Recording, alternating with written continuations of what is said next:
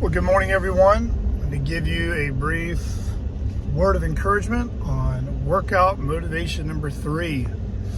And that one is going to be, in most situations, the reason why you should work out or strength train or something to do with resistance training is that in most cases it enhances your quality of life.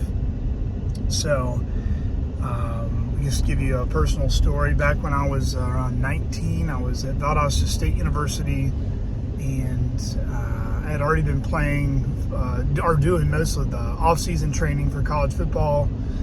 And I had 2 knee surgeries and a few other injuries over the years. And I remember a physician sat me down, and this was one of the game changers for me that kind of redirected my future.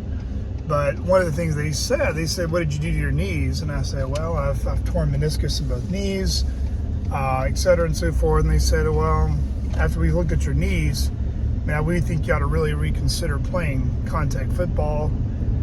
He said, do you want to play with your kids when you're 30? And I thought to myself, as a 19-year-old, I thought 30 felt like so far away. And I said, well, yeah, I guess so. I said, well, I would encourage you to reconsider playing football, because it's going to do a lot more damage to your knee if you take another hit. Well, the point they've made is a principle that I've actually applied for the last 20 years. Is it's proven statistically, research has been done. If you strength train, if you resistant train, things that are going to build muscle, over time, it is going to help you with things like your immune system. So it prevents you from getting as sick as others might get sick.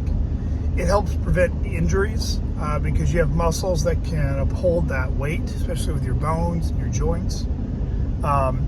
It also enhances quality of life just to be able to do things you enjoy. I've heard stories, just getting to know people through the years, being out of breath, just getting out of the bed or getting off the couch. I even heard a preacher one time felt like he was out of breath walking up the stairs to the pulpit. And so there's going to be things in life, playing with your kids, if you've got kids still in the home. Like, you don't want, I'm out of shape or I can barely walk, as an excuse if you can improve your strength to do some things like that. And I think the other part of it too, and this might sound more on the vain side, but I'm not going to try to overanalyze this.